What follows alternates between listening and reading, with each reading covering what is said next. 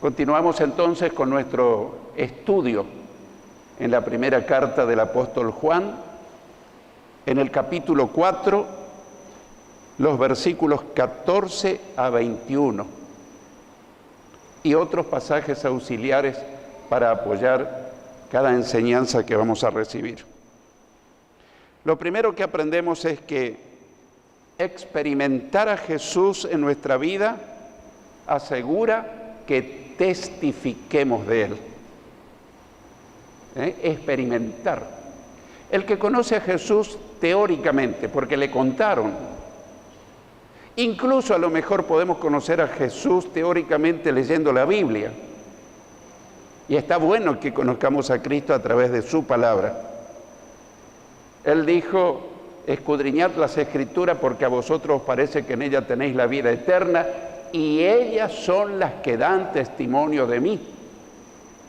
Pero yo estoy hablando de una experiencia más profunda. Tener a Cristo en nuestra vida, haberlo recibido, experimentarlo en carne propia, en nuestro corazón, en nuestra mente, en nuestro espíritu. Y eso hace que no podamos callar cuando hay algo que arde en nuestro corazón. Queremos hablar de Jesús. Así que el primer aspecto que vamos a ver es experimentar a Jesús en nuestra vida asegura que testifiquemos de Él. Y vamos a leer en Primera de Juan 4:14, Primera de Juan 4:14, donde dice: y nosotros hemos visto y testificamos que el Padre ha enviado al Hijo, el Salvador del mundo. Yo destaqué en este versículo: hemos visto y testificamos. ¿Notan la relación? Ellos lo vieron personalmente y por eso daban testimonio. Alguien podría pensar: bueno, nosotros estamos en desventaja porque no lo pudimos ver personalmente, pero lo podemos ver espiritualmente en nuestro cuarto de oración, cuando estamos en intimidad con Él. No estamos en desventaja. El Espíritu Santo nos hace un Cristo real en nuestra vida. Entonces también nosotros, si realmente lo experimentamos a Cristo en nuestra vida, es imposible callar, lo vamos a contar, vamos a dar testimonio. Este mismo versículo en la traducción lenguaje actual dice: nosotros mismos lo hemos visto y lo decimos sin miedo. El Padre envió a su Hijo para salvar a todo el mundo. Yo destaqué en mi apunte: lo hemos visto y lo decimos sin miedo. Cuando uno lo tiene a Cristo, uno habla de Él sin temor, sin miedo. Y dice que Él vino a salvar a todo el mundo. Eso no significa que todo el mundo va a ser salvo, pero todo el mundo tiene la posibilidad de salvarse si escuchan nuestro testimonio, sino aquellos que aceptan la salvación que Jesús vino a ofrecer a cada ser humano. Jesús es el Salvador del mundo entero, potencialmente. Es decir, que no hay pecador que no pueda ser salvo del juicio y condenación cuando se arrepiente de sus pecados, cuando los confiesa a Dios en el nombre de Jesús y cuando recibe a Cristo en su vida como su Salvador, su Señor, y Dios lo libra de la condenación, del juicio. Así que esto es muy importante, experimentar. Y eso no es una sola vez, eso es diariamente, continuamente, experimentarlo. Cuando uno tiene buena relación con alguien, con frecuencia hablamos personalmente, por teléfono, estamos en una constante comunicación. Así debe ser también la relación nuestra con Jesús. En segundo lugar, confesar que Jesús es el Hijo de Dios asegura la comunión con el Padre. Confesar que Jesús es el Hijo de Dios asegura la comunión con el Padre. En Primera de Juan 4:15 leemos: todo aquel que confiese que Jesús es el Hijo de Dios, Dios permanece en él y él en Dios. No está hablando de confesar pecados, sino confesar su nombre, confesar mi fe en Él, confesar que Él vive, confesar que Él vuelve, confesar que Él está en el trono, confesar que toda autoridad le ha sido dado en el cielo y en la tierra, confesar que yo creo. No es solo decir, sino hacerlo con convicción. Así que confesar que Jesús es el Hijo de Dios asegura la comunión con el Padre. Eso dice, todo aquel que confiese que Jesús es el Hijo de Dios, Dios permanece en él, en esa persona, y él en Dios. La traducción lenguaje actual dice, si alguien reconoce que Jesucristo es el Hijo de Dios, queda íntimamente unido a Dios como si fuera una sola persona con Él. ¡Qué misterio! ¿Querés tener comunión con Dios el Padre? ¿Sí, no? Cada vez más, una profunda. ¿Qué tenemos que hacer? Confesar abiertamente a Jesucristo como el Hijo de Dios. Alguien podría pensar, pero ¿quién no sabe que es el Hijo de Dios? Bueno, hay personas que no creen que Él nació de una virgen, engendrado por el Espíritu Santo, que Él es el Hijo de Dios. Nosotros también somos hijos de Dios, pero en realidad somos hijos adoptados. El verdadero y único Hijo de Dios es el Señor Jesucristo. Así que confesar que Jesús es el Hijo de Dios asegura nuestra comunión con Dios el Padre. ¡Qué magnífico! En tercer lugar, conocer y permanecer en amor asegura la comunión con Dios el Padre. Conocer y permanecer en amor asegura la comunión con Dios el Padre. Tal vez nunca lo habíamos pensado, pero eso enseña la palabra. En Primera de Juan 4:16, Primera de Juan 4:16 leemos: y nosotros hemos conocido y creído el amor que Dios tiene para con nosotros. Dios es amor, y el que permanece en amor, permanece en Dios y Dios en él. ¿Quién de nosotros no quisiéramos tener comunión con Dios? Íntima comunión, ¿verdad que sí? Bueno, pero acá nos dice, el que permanece en amor. Yo no puedo tenerte rencor, resentimiento, estar enojado con vos y decir, pero con Dios tengo íntima comunión. Ahí hay una contradicción. Es incompatible mi falta de buena relación contigo y mi buena relación con Dios. Así que en esto hemos conocido y creído que el amor que Dios tiene para con nosotros, Dios es amor, y el que permanece en amor, permanece en Dios y Dios en él. ¿Cómo hago para que Dios esté conmigo siempre? Yo tengo que amarte y vos tenés que amarme. Pero pastor, hay veces que me lastiman, hay veces que me ofenden. Entre paréntesis, yo también. Pero si tenemos amor, nos reconciliamos, nos perdonamos, tenemos comunión entre nosotros y eso nos asegura que tengamos comunión con Dios. En la traducción lenguaje actual dice, sabemos y creemos que Dios nos ama, porque Dios es amor. Cualquiera que ama a sus hermanos está íntimamente unido a Dios. ¡Qué cosa sorprendente! Cualquiera que ama a sus hermanos está íntimamente unido a Dios.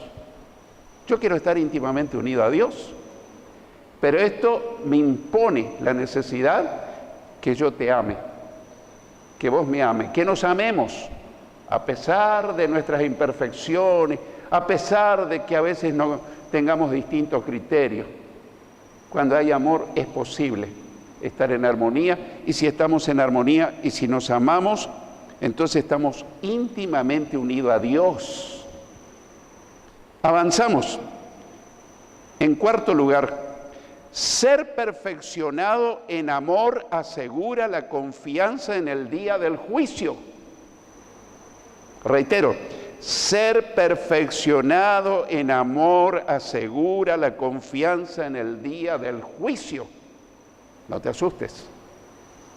El juicio no es para nosotros. Ya veremos.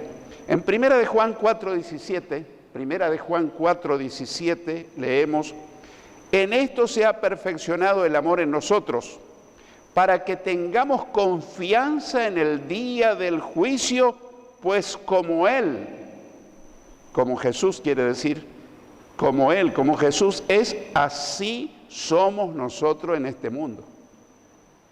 Y yo pongo entre paréntesis, o así debiéramos ser. ¿Qué te parece? Así que yo destaqué en mi apunte, se ha perfeccionado el amor en nosotros, para que tengamos confianza en el día del juicio. ¿Qué juicio? Ya veremos. En la traducción lenguaje actual dice: si en verdad amamos a los hermanos y si vivimos como Jesucristo vivió en este mundo, no tendremos por qué tener miedo cuando Jesús venga para juzgar a todo el mundo. Qué notable, ¿no? Yo tengo marcado, destacado: no tendremos por qué tener miedo cuando Jesús venga para juzgar a todo el mundo. El juicio del que habla este texto no se refiere a los verdaderos, a los genuinos seguidores de Jesús. El que tiene a Cristo, el que permanece en Cristo, no va a pasar por un juicio, no va a ser juzgado. En Romanos 8:1 leemos, Romanos capítulo 8, versículo 1 leemos: ahora pues ninguna condenación hay para los que están en Cristo Jesús, los que no andan conforme a la carne, sino conforme al Espíritu. Estamos libres de juicio, hermanos. Gloria a Dios. Antes de venir a Cristo estábamos bajo la ira y el juicio de Dios. A lo mejor no sabíamos, pero la Biblia enseña eso. Así que ninguna condenación hay para los que están, los que permanecen, los que continúan en el camino del Señor. Pero hay algunos detallecitos que nos pueden hacer pensar. Los que no andan conforme a la carne. ¿Qué es la carne bíblicamente? La naturaleza caída, la naturaleza pecaminosa, los que no andan conforme a la carne.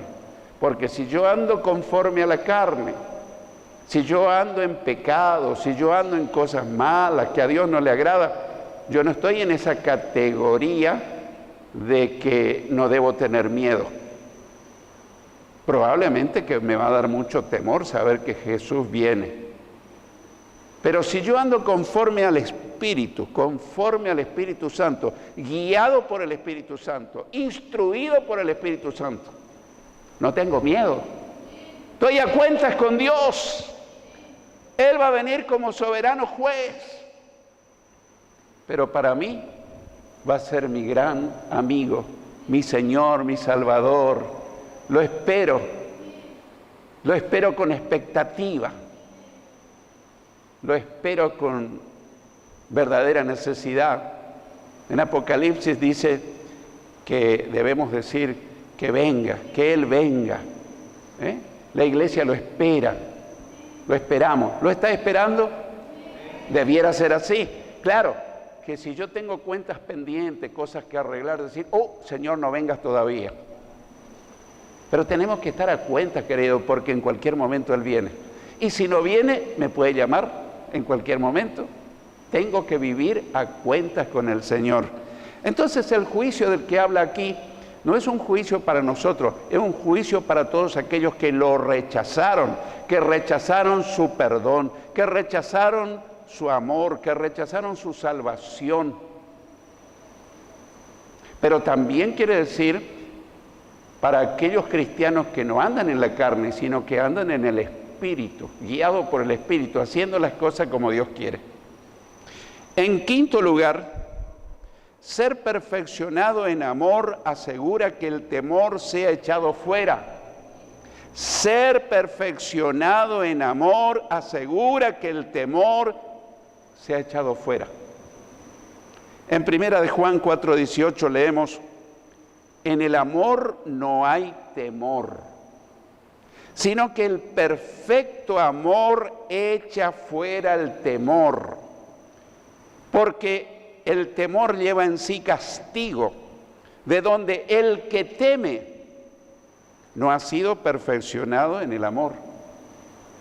En mi apunte yo destaqué: el perfecto amor echa fuera el temor, y el que teme no ha sido perfeccionado en el amor.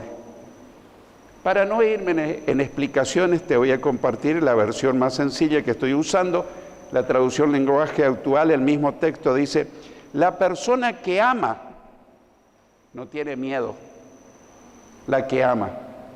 Pero cuando uno ama, uno perdona, uno tolera, uno soporta, uno hace lo mejor para andar bien con mi semejante y con Dios, ¿verdad? Cuando uno no ama, ocurre todo lo contrario. La persona que ama no tiene miedo. De donde hay amor, no hay temor. Ahora empezamos a entender: donde hay amor, amor perdonador, amor paciente, no hay temor. Al contrario, el verdadero amor quita el miedo. Estoy leyendo de la traducción lenguaje actual.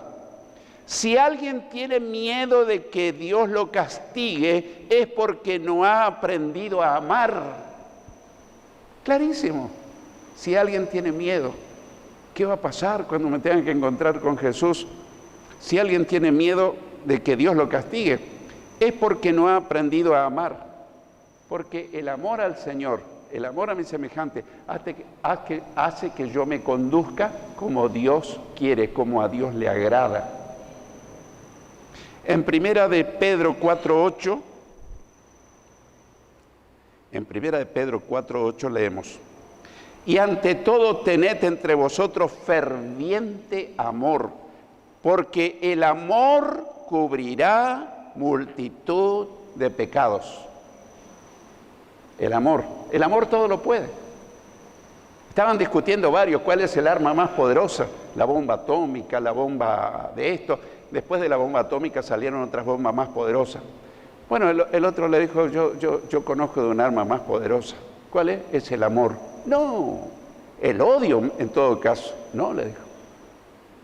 Porque el más poderoso de todos es Dios. Y Dios es amor. No que tiene amor, sino que Dios es amor. Y Dios todo lo puede.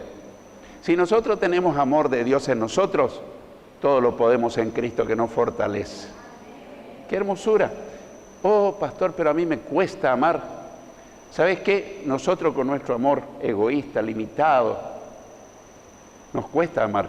Pero si le pedimos que Jesús derrame su amor en nuestra vida, en nuestro corazón, con el amor de Jesús podemos amar aún a aquellos que no nos aman, aún a nuestros enemigos. Así que tenemos lo que dice por inspiración del Espíritu Santo el apóstol Pedro.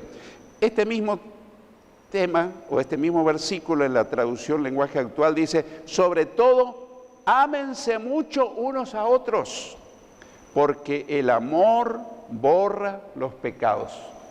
Ámense mucho unos a otros, porque el amor borra los pecados.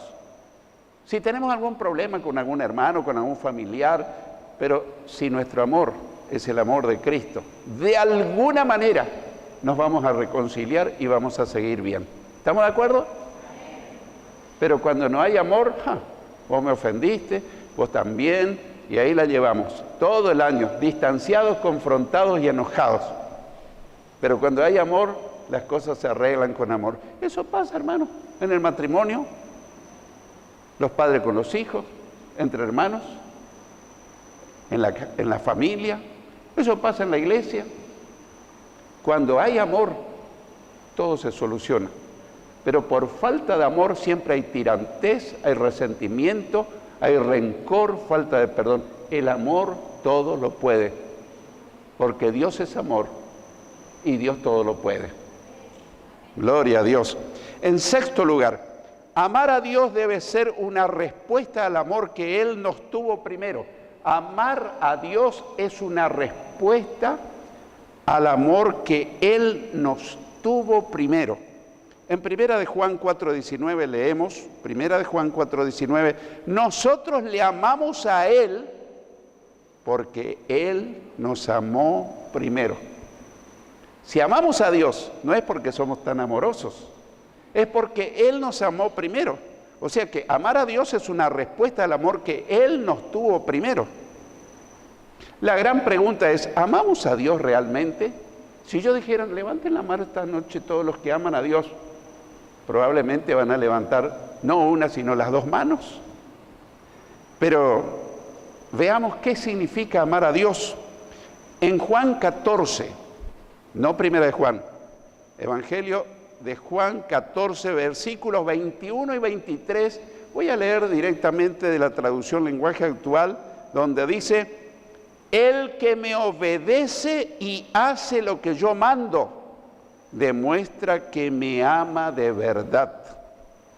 Al que me ame así, mi Padre lo amará, y yo también lo amaré y le mostraré cómo soy en realidad.